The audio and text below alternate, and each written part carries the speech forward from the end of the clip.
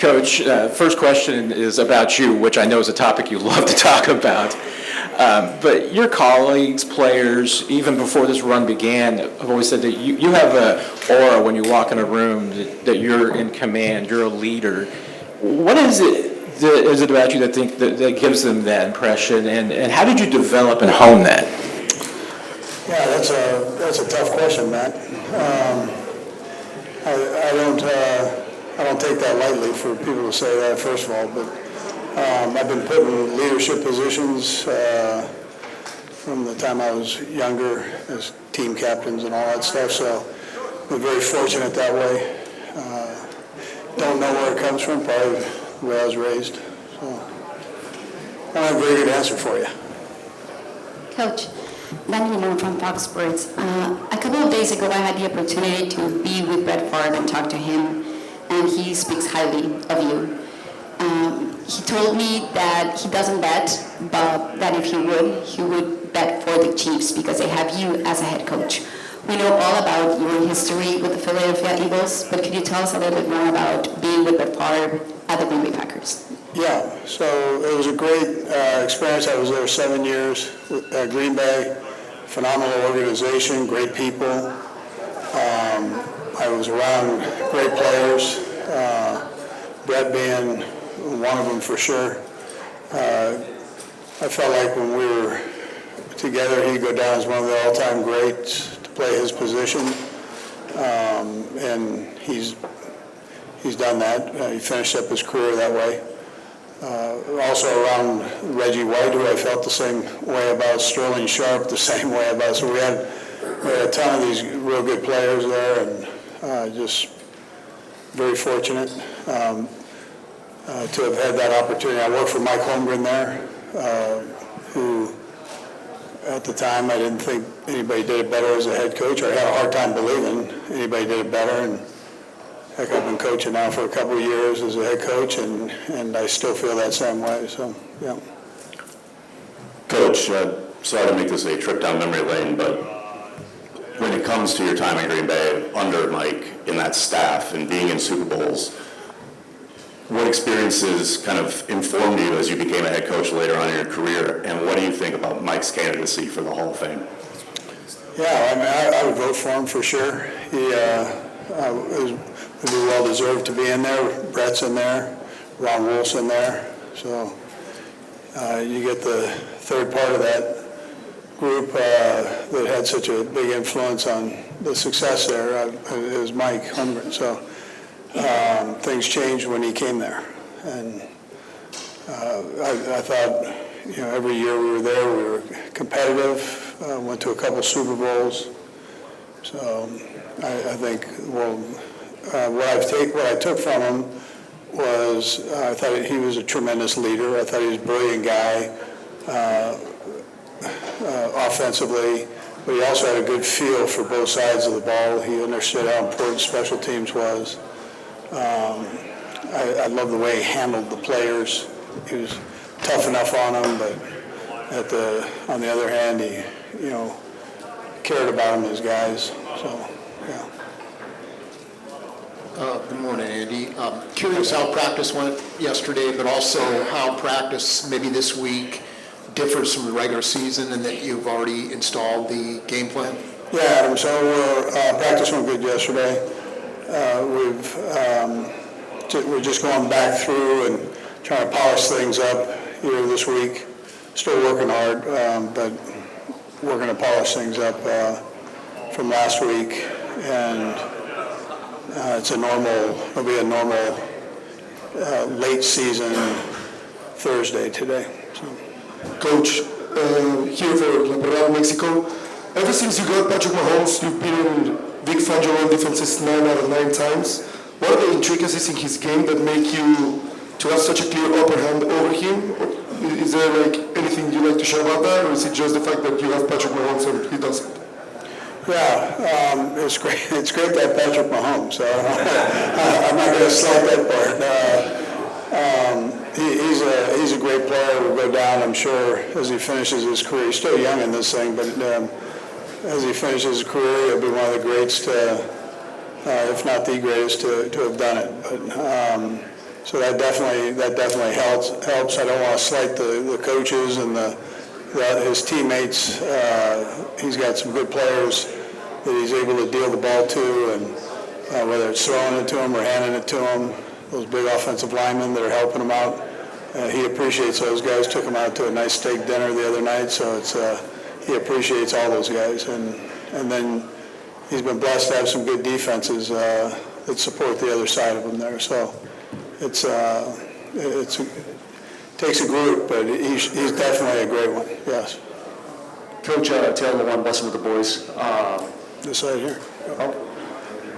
Right here. Oh, right here in front. I got guys raising their hand. Recently, on an episode of Blessing with the Boys, John Gruden said that you were his biggest rival when it came to play calling in Green Bay. For you, at your point in your career, who do you think is your biggest rival from another head coach standpoint? Play calling wise, like defensively or offensively? Yeah. Well, this guy we're playing this week is a pretty good defensive coordinator.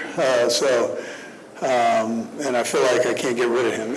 It seems like every year, he's once or twice or three times he's there, and he does a great job. And then I always say Bill Belichick is probably the best coach I've ever had a chance to go against in my career as a head coach. So. And then I've enjoyed watching the Lions this year and the job that their offensive coordinator did there. And now he's the head coach at Chicago. You're doing good though, man. Yeah. Andy, over here. As a historian of the game with the Hall of Fame selection, Jim Tyre, the legendary Texan in chief that played offensive lineman, one of the greatest players to not be in the Hall of Fame, according to plenty of people. Just as a historian of the game, your thoughts on his impact and if you think he should be worthy of that selection. I missed the first part of it. Jim Tyre. Yeah. Jim Tyre. Yeah. Yeah. So you see these guys that get slighted a bit. That aren't in the Hall of Fame. I mean, there's some older guys that with their records, whether it was shortened by war or whatever, that they haven't been able to get in. His is a unique story, but I think if you just take the purity of his play, I think he probably, he should be in the Hall of Fame. So if you kind of exclude the other things, he should be in there, for sure. Good morning, Coach. A couple of years ago, Chad Henne went out on top winning a Super Bowl ring as Patrick Mahomes' backup.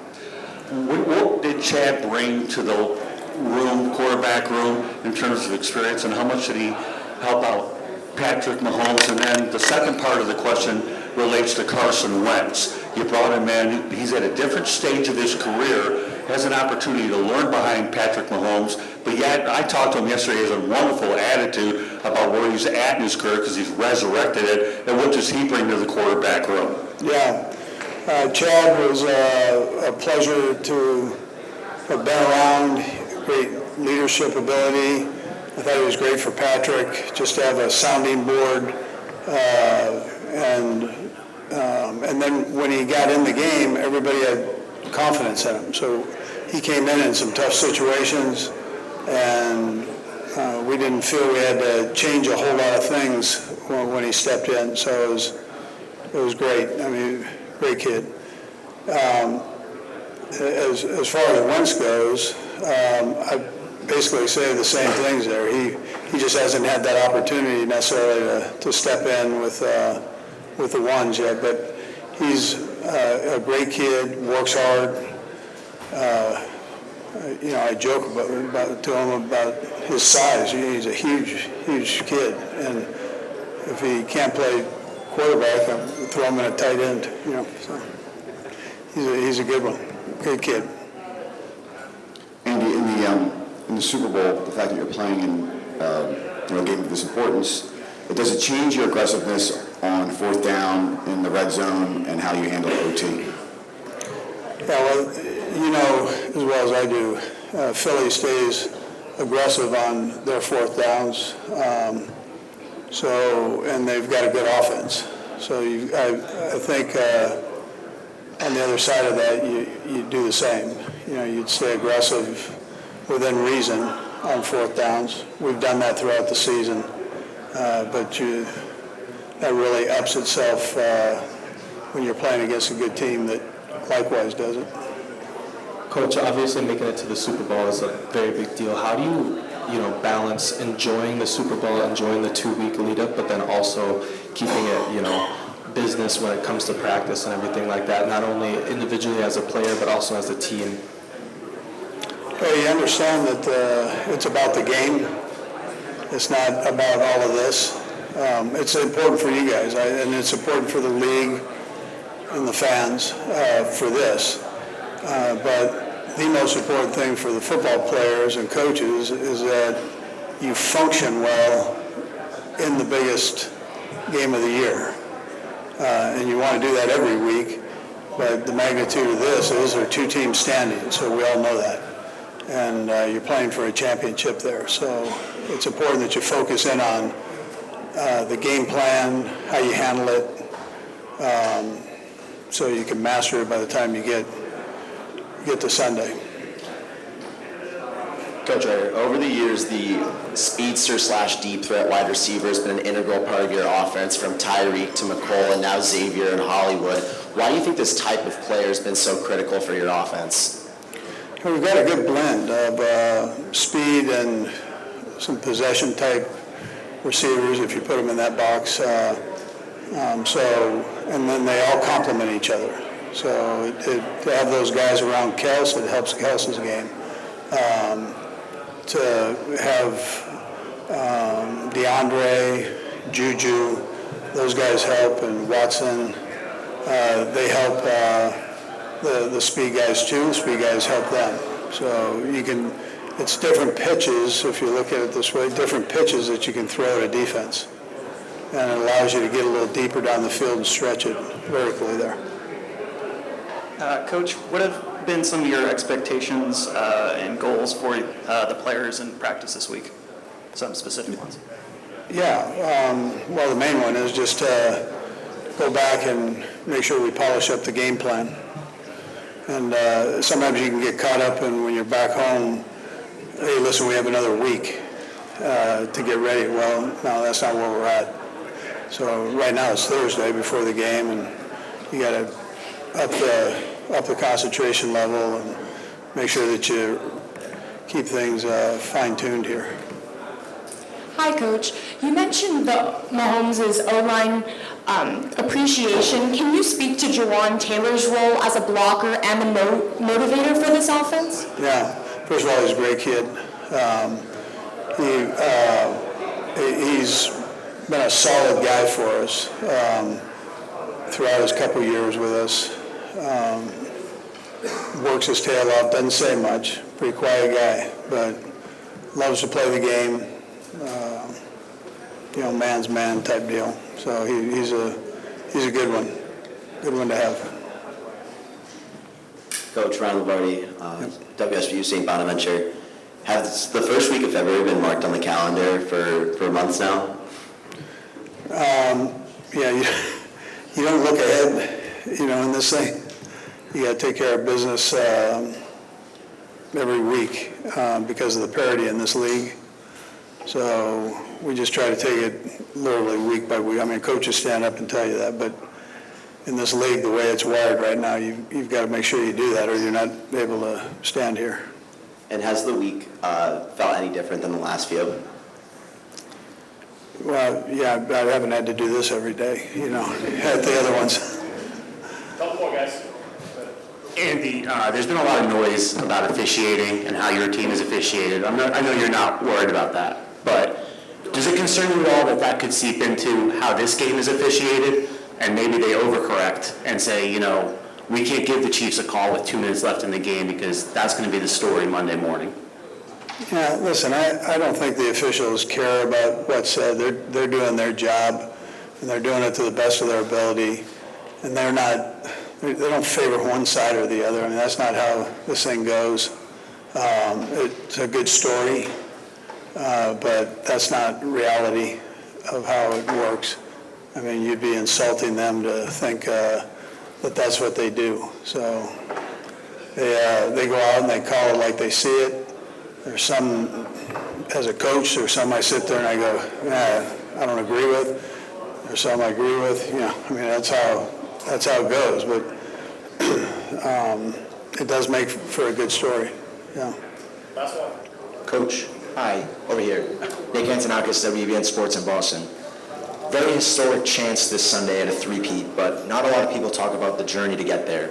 Do you have a specific moment in mind over these past 3 seasons that define your journey so far to the chance at a three-peat this Sunday?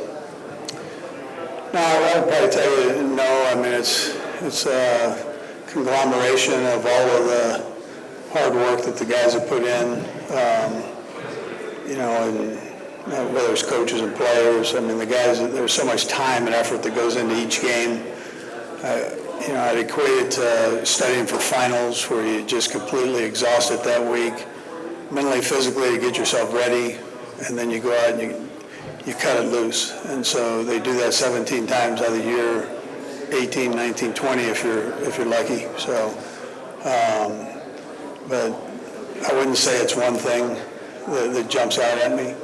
I'd just say it's that whole body of work of, 3 years of work in this league is, it's like dog years, so it's, there's a lot that goes into it. Thanks, Coach. All right, good, thank you.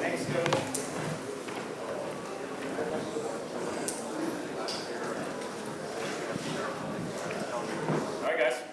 Hey, Travis, you've talked a lot about Andy Reid as a leader, but, you joined with him before the current run, before he had the current resume. When you walk into a room for the first time, how does he command it? How does he show it? What's his aura like? And do you have any good stories from early in your career about learning just about his leadership style and seeing it stand out? Well, I got a heads up from my brother, right? My brother was with him in Philly for a couple of years, and the biggest thing is my brother was like, take advantage of the opportunity. He's an unbelievable coach. He's a player's coach, but at the same time, he's going to hold you accountable. And I think the first really year to 2 years I was with Coach Reid, I was like, man, this guy's not messing around. Like, there wasn't too much of the personality that I see now, knowing that he's like a father figure to me. He's like, I don't know, one of my uncles growing up that I respect so much because of who he is. And I owe everything to that man in my career and where it's gone, where I was at Cincinnati and where I am now, man. I have nothing but respect for Coach Reid and how he's helped me get to where I am in life. Hi, Travis. Riley Trujillo with Sporting News. Travis, Jason and Kylie have been playing coy about who they're rooting for this week. They know exactly who they're rooting for. But Kylie did mention that your nieces are going to be wearing shirts that say "Go Uncle Trav." Can you kind of talk about your relationship with them and what that support means for you? Jason and Kylie are, I love them to death. This game isn't going to get in between how much I love them, and the fact that the girls are going to be wearing a Go Uncle Travis shirt, it warms my heart and gives me, something else to fight for, and hopefully I can make them proud and put a few smiles on their faces throughout the game. Hey, Travis, just want to know what you have come to learn and grown to admire about Taylor Swift's work ethic. Her work ethic? Yeah. What I saw on that tour last year was pretty remarkable. I mean, to see the week in, week out, traveling from one country to the next, and how excruciating it is on her body and on her mind. And it's not just her; it was her entire tour. It was the dancers, it was the band, the singers, it was everybody involved, and it was an absolute machine. And it was something I could admire watching and take a lot of notes from. Hey, Travis, over here. There's a whole bunch of people's hands up. Go ahead and just hit it. Yeah, thank you. Gotcha. Adam, what's going on? Hey, you said the other night you plan to play next year and maybe beyond as well. What's left for you the rest of your career? And I'll have a quick follow. Yeah, I've got a full heart of football left in me. I really love this game, and I think throughout the year it can get pretty tough, but it's moments like these, the playoffs, these memories that I'll have with the teammates and coaches that I go to war with, and wanting to keep that legacy or keep finding new ways to create those memories, I think will I don't know, just keep fueling me and my love for football, man. You see your role changing at all? I feel like this year I kind of stepped into a role of being more of a voice for the guys. I mean, we have a lot of new faces, whether it was guys that we picked up in the offseason or guys we picked up throughout the season. Obviously, Kareem and Juju have been here. They understand the culture and everything, but just being able to be there for the young guys and help them understand the offense better and hopefully understand, how to weather the storm of a week like this. Good morning, Travis. What's your main motivation by winning this Super Bowl, and what would be the biggest challenge facing this Eagles passing defense? Yeah, their defense, this is going to be the best defense we play all year. They play so well together. Their secondary, you can tell they're all on the same page. They all understand their rules, a lot of zone coverage, but when it comes down to playing man, they're very physical. So it's going to be our biggest challenge yet, and I haven't even talked about the D-line yet. Their D-line is one of the best in the league. And it's going to be a fun challenge, man. I love going up against the best. It's why I play the game, and sure enough, we got two Goliaths going at it at the Super Bowl, man. Travis, a lot of the guys talk about how you are in practice and just the tone that you set in practice. Is that something you're consciously aware of? Is that one of the reasons you're like that? Is the joy of the game? Can you take me through your motivation every day? Man, you know what? Early on in my career, I think a lot of my motivation was driven off of individual success, wanting to get that acknowledgement of my peers, of the people watching the game, that I was somebody fun to watch, or I was worth watching, or I was worth having on your team. And nowadays, I just love going to work with the guys that I'm in the building with. I love sharing these memories. I love figuring out these game plans, figuring out how we're going to attack a defense. There's just a certain love that I've found in it, and I think it's because of the people that I go to work with. Hi, Travis. So over here, sorry. You've been such a big media personality, and obviously with having Taylor Swift as your girlfriend and your podcast and everything you do, you're just so big in the media. How do you manage being such a big media personality with also maintaining being such a high caliber athlete? Well, I think everything in the media is fun. You gotta treat it as it's all entertainment. So you're trying to either put a smile on somebody's face or give a good intake on what's at stake. And I think my balance is you got to take yourself out of the media world and into reality whenever you're not doing media. And what's real is the people around you, your loved ones, your family, your support system. Who are you to them, and how is that affecting your life? And I think that's the biggest thing, is making sure you always take a step back and see what's real and what's around you. Travis, on your left. I will take you back just a little bit to 2015 when you guys started 1-5. Do you remember what it was like going through that time and how you got through it, and to what degree you might see that as kind of a bridge to what you guys are doing now? The last time I was in New Orleans, you're talking about? No, when you started the season of 1-5, that loss at Minnesota was the last of those before you started turning it around. What the sort of feeling was, and how you managed to make your way back that season with 11 straight wins? I think the biggest thing is just understanding how to come together. The team atmosphere or the culture in Kansas City is unlike anything else, and I think that's a nod to Coach Reid and how he's day in, day out the leader of that building, and he sets challenges each and every single week for the team to be able to attack. And I think over the course of a season, you find yourself slowly climbing the staircase of success and finding how to better yourself, to better your teammates, how to be more accountable for the people around you. And I think Coach Reid has a better grasp on that than anybody in the league. Hi, Travis. Skylar with People. Your mom famously showed her support for you and Jason when you guys were both in the Super Bowl 2 years ago. Now that Jason's retired and the Chiefs and you are playing in the Super Bowl against the Eagles again, will she be famously rocking that split jersey? I'm curious what her support is there now that Jason's retired. I would hope she didn't have the split jersey this time. Philly reeled in my entire family on this one. No, I think she'll be wearing red. I think everybody outside of Jason and Kylie are going to be wearing all red. Will she be making you those famous cookies again? Oh, you know it. You know it. Never playing the Super Bowl without them. Travis, here in the center, in the middle. There's been a lot of noise about you guys being helped in some way or another to get here. Why do you think people is so bothered by other success? I don't know. I feel like I've been there before, and I used to look at the Patriots like that, and I used to have the desire to have the success that they had. I don't necessarily remember, hating on them as much, but I definitely remember wanting the desire, or having the desire to be like them for sure, and to be at the top of the mountain, and to be, year in, year out, the standard in the NFL, and it's come a long way, I guess. Hey, Travis, over here. I've heard a lot of people say you practice like you play.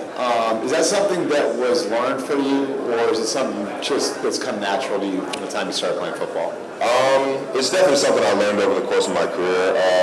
Coach Reid keeps you accountable in that aspect. He's got the quote-unquote old school mentality as an old school football coach where you're going to put the work in, you're going to bring your lunch pail to work every single day and grind it out. And those are how you find real answers. You don't practicing 100 miles per hour is the only way you find that timing with the quarterbacks. You find that feel for the defenses and the zones that you got to find. As an offense, there's no better reps that you can get than full speed reps, right? Hey Travis, I was curious, after the AFC Championship game, Nicky Ormigio said you went up to him after his fair catch and said that's not being great, and he broke off a long punt return after that. How often do you pick your spots to do that, or you talk to guys a lot during the game, trying to inspire them? I don't remember telling him he wasn't great on that play. I just remember telling him be great. Who Nico is as a returner he's a special player. And I thought he could have stole a few more yards, or at least not have gone for the fair catch there. And, so I didn't realize at the moment he was doing it because he didn't feel comfortable in returning that. And it's like, by all means, do your job, dog. If you don't feel comfortable returning that thing, don't do it. And sure enough, he went out there the next time, had a huge play for us, and I was so happy for him. I was the first guy to run over to him and get hyped for him and tell him he was being great. So I got all the love in the world for Nico, and I definitely trust everything he's doing back there. I don't know if I challenge guys individually. I think I'm naturally just on the sidelines, making sure everybody has the sense of urgency to, get excited about their job for sure. Travis, Will Compton with Bustin' with the Boys. Earlier this year, when you broke the franchise record, you seemed to not really hit the dunk on the field goal post. And then every time you seem to hit the open field, you might be getting hogged down. I'm not saying it, but I think a lot of people would like to know if you feel like you've lost a step. It's motivation right there, isn't it? I've been eating clean. I haven't been drinking as much. I'm a little lower on the pounds this week, so hopefully I can run away from some Eagles out there. But I also saw you in your 40 the other day, and we might be in the same boat, buddy. Shout out to Bussin', baby. You have a lot of attention for the media outside and inside of the field. How do you deal with that? And does it affect in positive or give you a lot of pressure? And will you have a special routine this Saturday before the game to the Super Bowl? I really don't have too many crazy routines. I really just show up to the game ready to play some football and ready to go, all out for the guys that I'm playing with. And I don't know. I've never really developed those routines. And to answer your other question, it goes back to kind of like what's real. Who are you as a person? What are the people around you? Your loved ones think of you and things like that. And I think I like to believe that I do things the right way. So I'm very confident in that. Thank you. Have a good one, guys.